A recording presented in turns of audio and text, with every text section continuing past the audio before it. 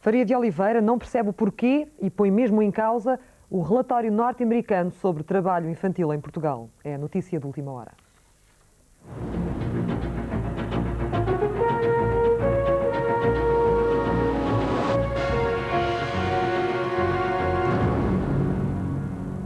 Boa noite. O Ministro do Comércio e Turismo põe em causa os números do relatório norte-americano sobre o trabalho infantil em Portugal. Faria de Oliveira chegou há pouco, proveniente dos Estados Unidos, e em declarações à TVI, afirma mesmo não perceber a razão do aparecimento do relatório nesta altura. É preciso analisar a razão desse estudo e quais são as suas conclusões, se elas correspondem à verdade, e depois, obviamente, iremos atuar pela via adequada, a via diplomática, no sentido de clarificar este tipo de informações. Há interesses muito fortes no relacionamento económico com a Indonésia e provavelmente não foi possível impedir a concretização dessa iniciativa, mas obviamente temos pena. A abertura de uma representação da União Europeia na Indonésia foi esta tarde noticiada pela TVI. A decisão já está tomada e a instalação será efetivada até ao final do ano.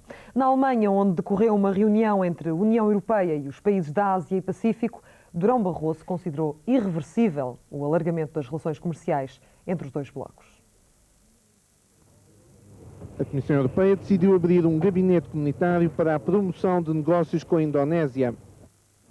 Bueno, la política internacional es así, es decir, porque el cuadro de las relaciones con la ASEAN es fundamentalmente de carácter económico y comercial, es decir, sector privado a sector privado.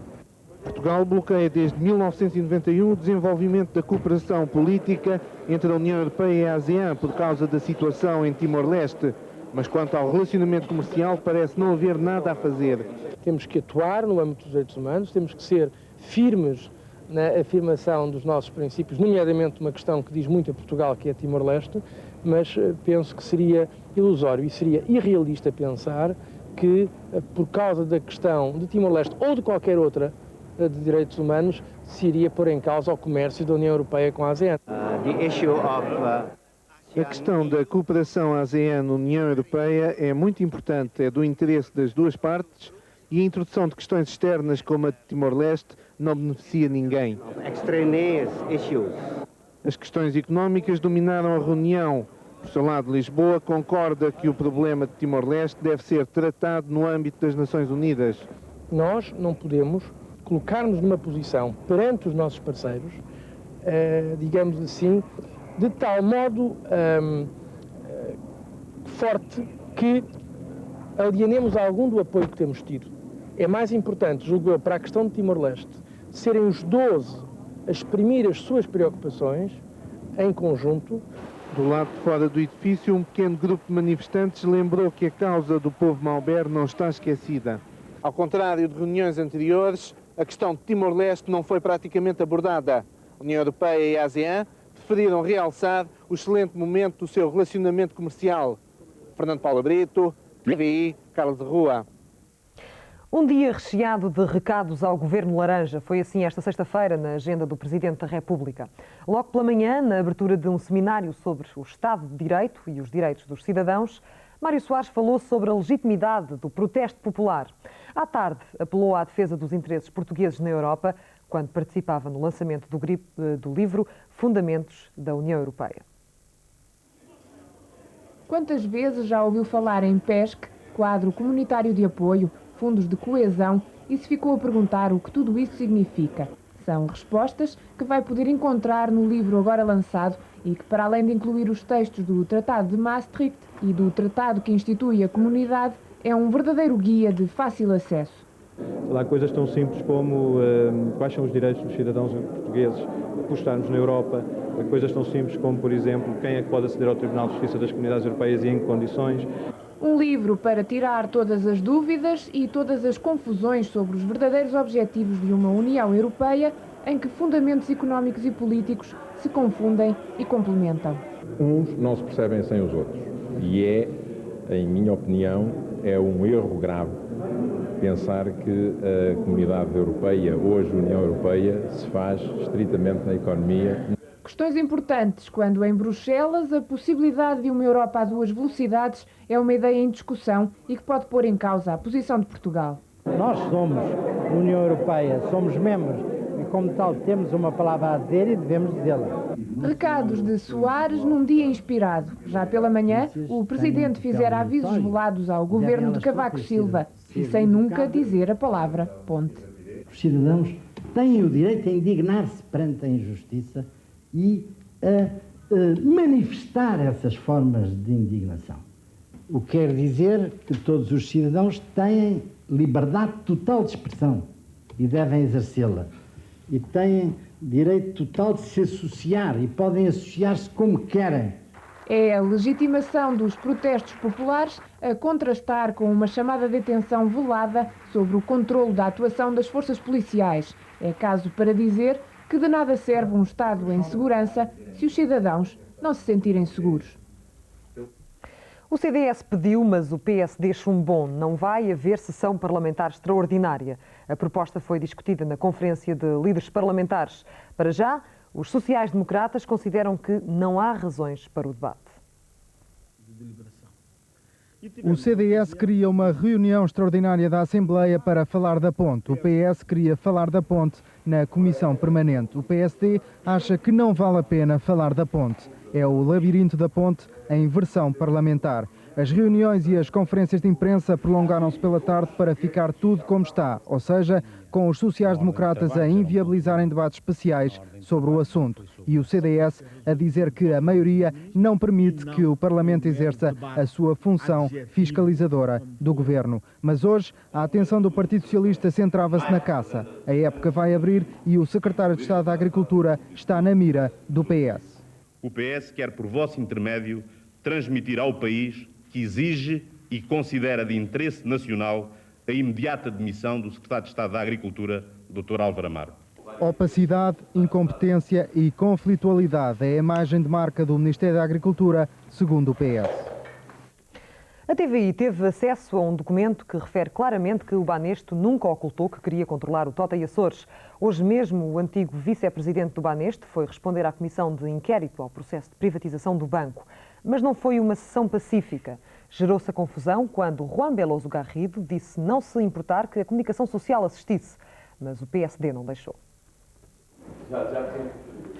9 da manhã, pontual, Juan Veloso Garrido entrava no Parlamento, onde deveria ser ouvido a partir das 9h30. A conta-gotas chegam os deputados. Só às 10h30 começa a reunião à porta fechada. Veloso Garrido manifesta a vontade em que os jornalistas assistam.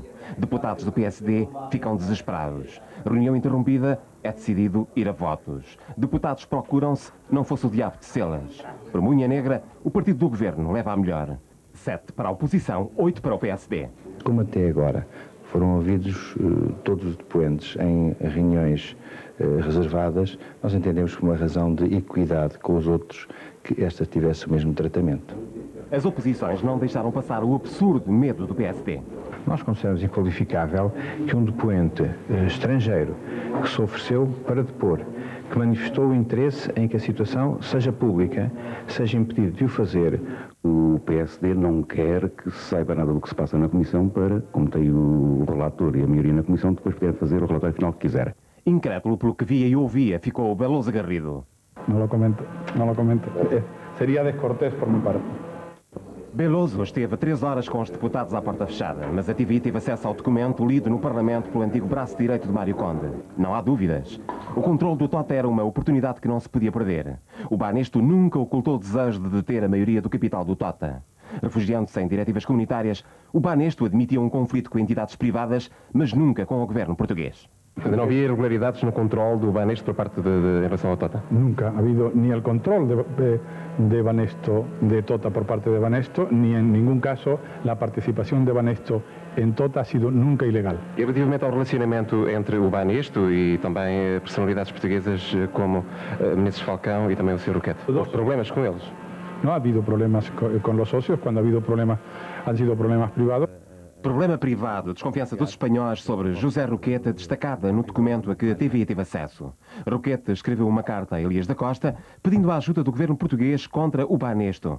Ainda segundo o Belhoso Garrido, cujo documento estamos a citar, José Roquete terá solicitado que lhe fossem vendidas ações não privatizadas do Grupo Tota. A finalidade seria impedir a progressão do Banesto. Belhoso Garrido sublinha ainda a possível intervenção de um banco alemão, mas sem que seja claro o sentido da sua afirmação. José Roquete, já ouvido na comissão, pouco adianta aos jornalistas, refugiando-se no segredo de justiça. Menezes Falcão, o parceiro do Banesto, também estará em queda livre no grupo espanhol. Segundo as nossas fontes, a segurança do Banesto poderá estar em Alípio Dias, que é tão só o presidente do Banco Português.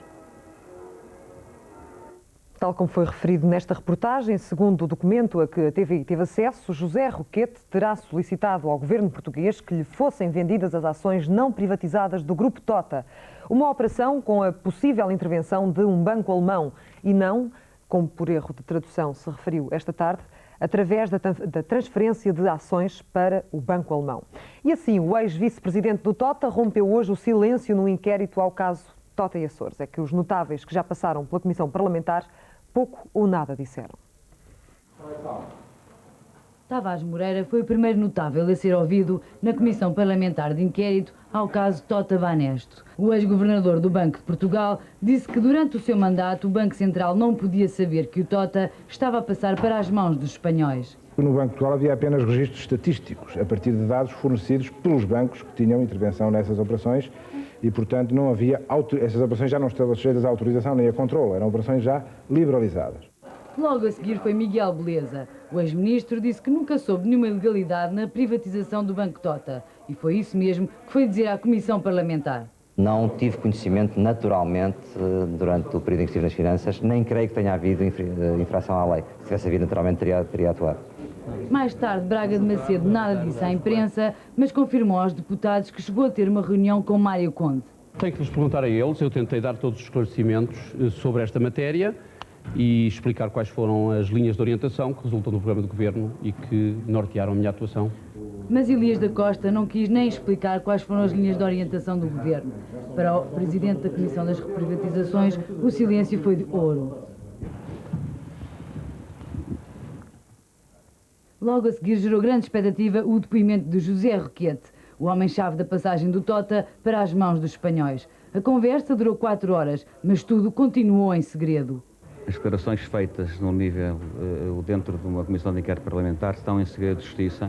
Vindo expressamente de Espanha para responder à comissão parlamentar, o presidente do Banesto afirmou que a compra das ações pelos espanhóis foi totalmente legal.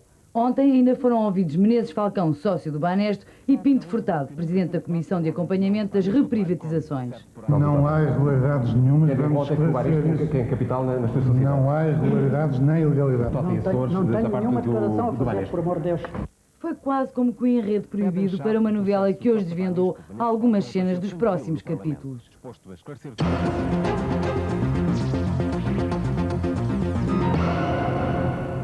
A NATO atacou os sérvios da Bósnia para lhes mostrar que não dorme na forma, isto depois dos sucessivos ataques lançados contra os capacetes azuis. Só que o ataque de ontem surgiu tarde e foi fraco. Essa é pelo menos a opinião dos observadores que acreditam que a arrogância dos sérvios vai mesmo continuar. Afinal, os capacetes azuis da ONU sofreram 15 agressões dos sérvios antes do ataque aéreo ontem desferido pela NATO. As próprias Nações Unidas reconhecem que se tratou da maior série de ataques deliberados contra as suas forças num período de 24 horas. Nos incidentes, ficaram feridos 3 soldados franceses.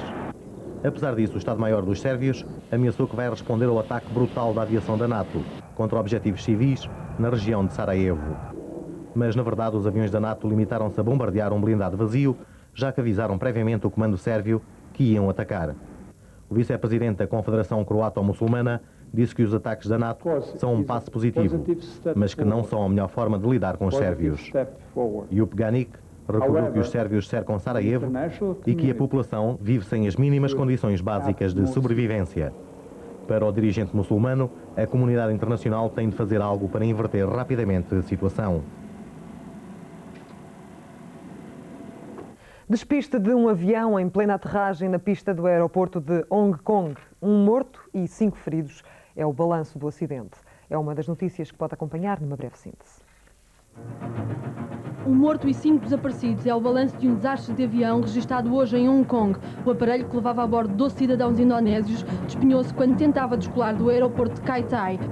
O avião, um Hércules, acabado de regressar de uma missão de repatriamento de 33 vietnamitas, preparava-se para seguir para Jakarta. O acidente fez encerrar de imediato as atividades do aeroporto, ao mesmo tempo que as equipas de salvamento iniciavam buscas para encontrar os tripulantes desaparecidos. Estados Unidos não vão reduzir arsenal nuclear. Esta decisão faz parte da política nuclear americana para os próximos 10 anos. É mais uma vitória do Pentágono sobre as facções mais reformistas da administração Clinton. Washington quer esperar para ver e saber em que acabam afinal as reformas na ex-União Soviética. No Ruanda, o massacre continua. Segundo o Comissário de Refugiados das Nações Unidas, nos últimos 2 meses morreram centenas de pessoas. Tudo por causa dos ataques do exército patriótico ruandês à população Hutu. O clima de violência constante no país já fez parar as ações de repatriamento. Johannes van Damme, condenado a pena capital, foi executado hoje de madrugada em Singapura. Este holandês, de 59 anos, foi o primeiro ocidental na lista de execuções por tráfico de droga neste país da Ásia. Job Spoor, ministro holandês da Reforma, permaneceu de vigília junto à prisão de Changi, onde teve lugar a execução.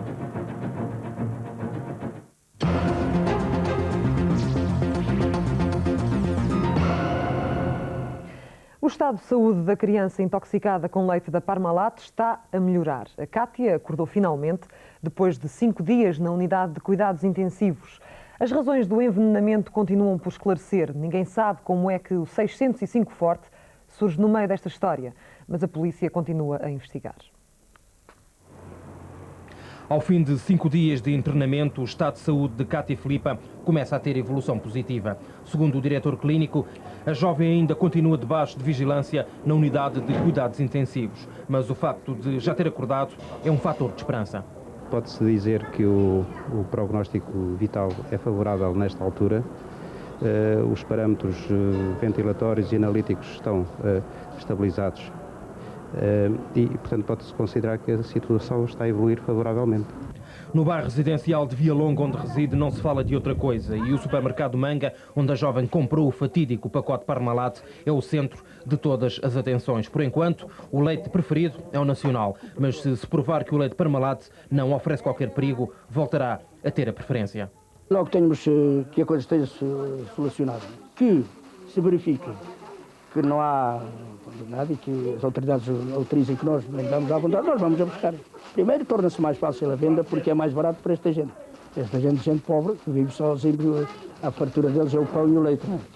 Uma ideia compartilhada pela maioria da clientela. Se não for do leite, continua a bê-lo. E por que não? Eu tenho lá o leite em casa, não vou deitar fora, estou a bê-lo. Se vir realmente que não é do leite, depois eu vou comprar. Vou esperar pelo resultado.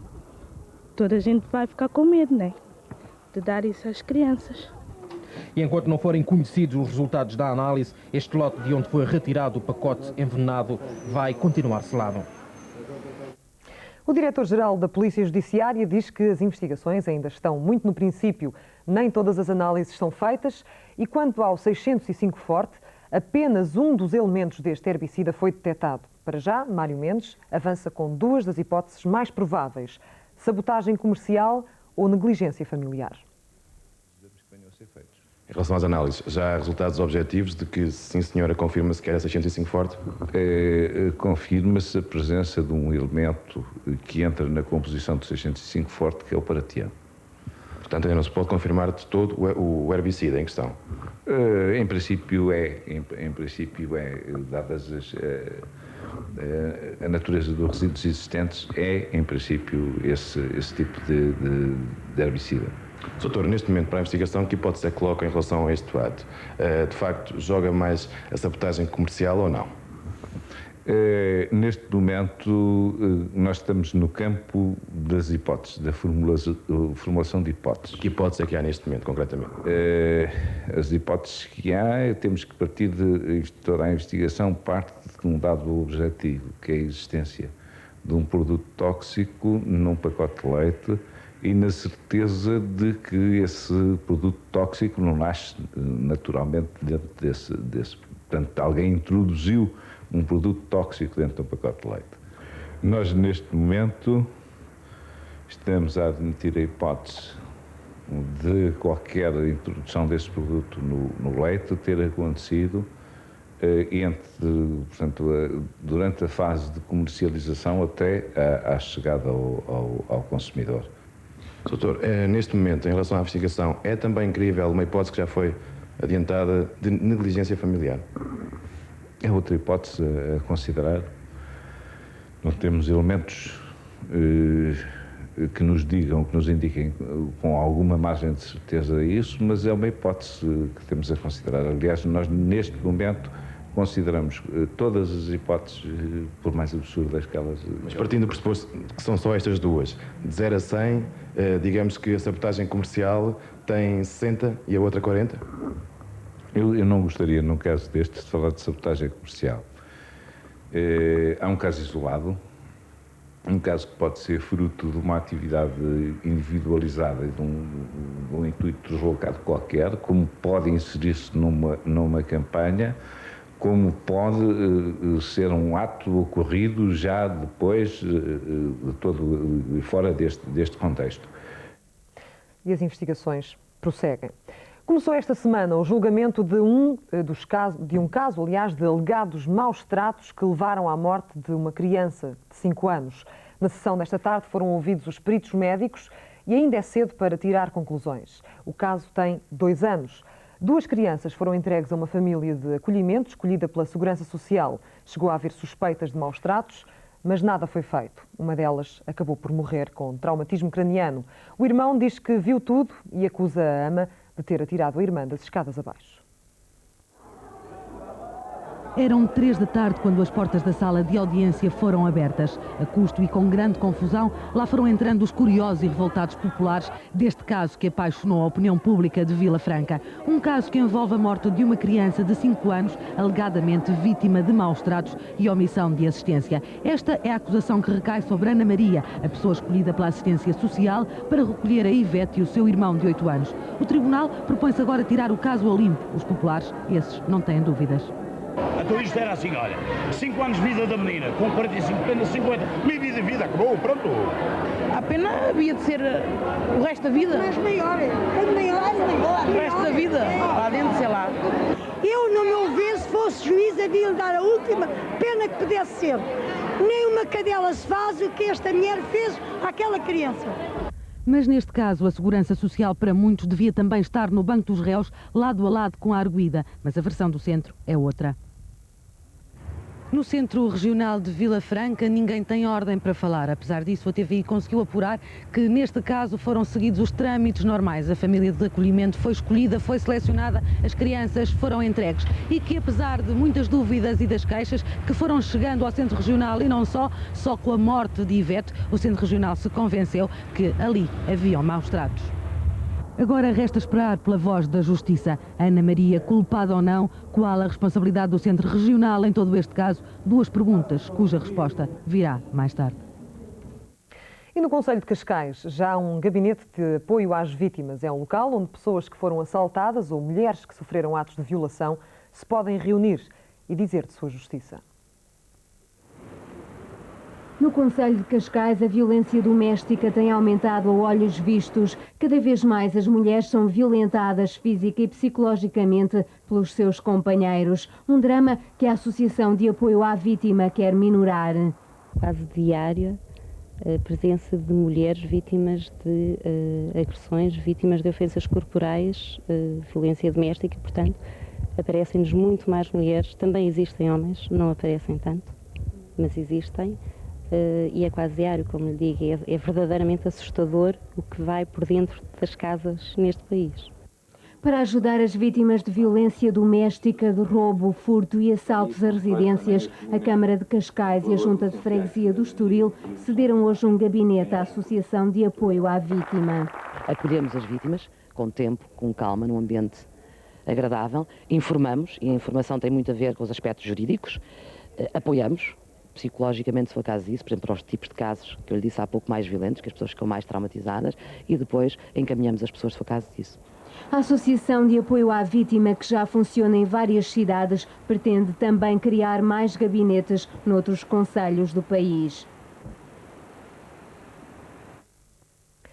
Os comerciantes do Porto estão preocupados com o impacto que as grandes superfícies estão a ter no pequeno comércio da cidade.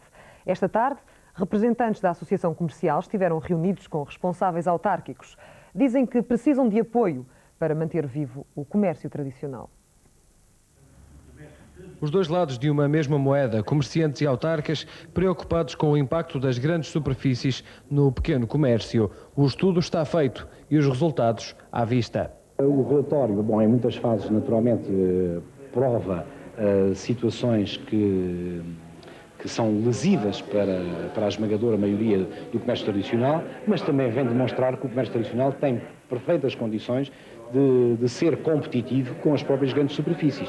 Uma preocupação que nasce numa autarquia onde, curiosamente, hipermercados não existem, nem vão existir. Não, a cidade do Porto não tem grandes superfícies comerciais. Não vai ter? Nem vai ter. Ou seja, a cidade do Porto poderia anteriormente ter tido alguma decisão nesse sentido, hoje não faz nenhuma, não faz nenhum sentido, não há nenhuma razão que justifique que a cidade do Porto possa ter alguma grande superfície comercial. Uma atitude que agrada aos comerciantes e deixa abertas as portas do diálogo. O Governo, portanto o Poder Central, tem naturalmente que tomar medidas adequadas para que se possa promover um ânimo, um incentivo, um equilíbrio e que todos possamos viver bem. Com a solidariedade dos autarcas, os comerciantes esperam agora a compreensão do Governo para os ajudar a sobreviver. O dinheiro canalizado para a região centro fica aquém das necessidades, é o que dizem os empresários da região, que se mostram assim descontentes com o Governo. Para eles só há uma forma de chamar a atenção para o problema e é aumentar as críticas ao Poder Central. Os empresários do centro queixam-se de ser prejudicados no investimento feito pelo Governo quando comparados com Lisboa e o Porto. É preciso investir a sério, a começar pelas infraestruturas. Realmente os acessos à Espanha são muito difíceis. Espero que esta região consiga aglutinar para cá investimentos de fundo que realmente não são nenhuns, não é? E eu sei que seja encarado como um interlocutor destas obras de fundo nesta região. O Conselho Empresarial do Centro garante que só agora está em condições para reivindicar e, para isso, alargou a direção, que agora representa quase todos os empresários dos 6 distritos da região Centro. É a necessidade de ter peso político para ser ouvido pelo Governo. Quem não pede, como diz o ditado, não recebe. E agora espera que o Governo satisfaça então estas reivindicações? Eu espero que sim, até porque eu estou ciente e tenho a certeza que isto também, o Governo ficará muito satisfeito em esta região centro ter, neste caso, um parceiro como o SEC. Mas como não basta pedir, é preciso também ter argumentos. Os empresários do centro preparam já o congresso marcado para novembro em Castelo Branco. Será então a altura para aumentar a pressão sobre o Governo, como pretendem alguns elementos da direção do Conselho Empresarial do Centro. Para começar, fica apenas um mergulho suave nas críticas ao Governo. Marisa Monte está em Lisboa para promover o seu novo álbum, Verde, Anis, Amarelo, Rosa e Carvão. Para novembro fica a promessa de 3 espetáculos, 2 em Lisboa e 1 no Porto.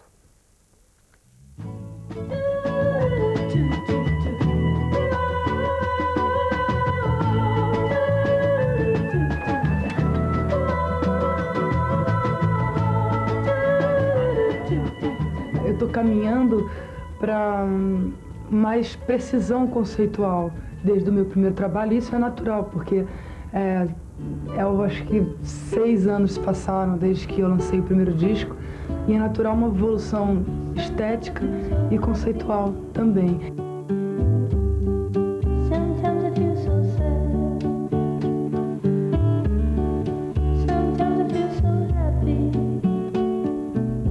Tem uma música do Lou Reed, é a única música em inglês do disco, as outras todas são em português. Porque eu acho que eu estudei ópera, todo o repertório italiano, em francês, em alemão. Eu não tenho nenhum problema em cantar em outras línguas, apesar de achar que o maior mérito que eu tenho enquanto cantora no mundo é cantar em brasileiro. Pousa-se toda Maria no varal das 22 fadas nuas lourinhas. Como esse disco é um disco muito artesanal, todo feito à mão e que valoriza o trabalho humano brasileiro através da música, esse título ficou verde, anil, amarelo, cor-de-rosa e carvão. Cor-de-rosa e carvão são as pessoas, que não são nem pretos e nem brancos no Brasil.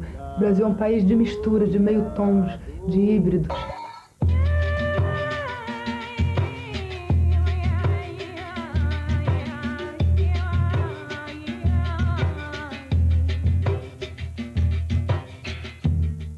Marisa Monte para ouvir agora e para ver em novembro. Esta semana já estão disponíveis no mercado português novas propostas musicais. Joe Cocker edita mais um single do novo álbum. Os Pet Shop Boys trazem um disco para dançar. Em português, Amélia Muge aparece com Todos os Dias.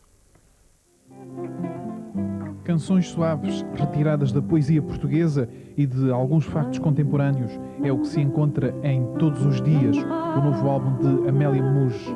É um trabalho percorrido pelas guitarras acústica e braguesa. São temas recheados de vida e melodia.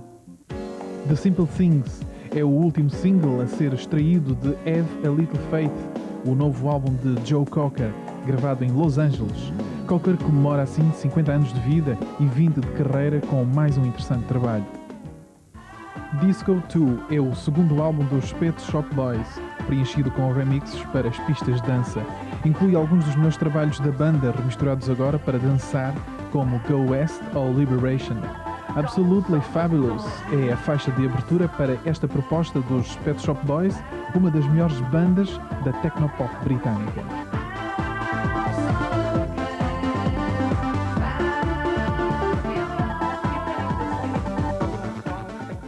E fica por aqui a Última Hora. A informação desportiva vem já a seguir. Em Fora de Jogo. Boa noite, bom fim de semana.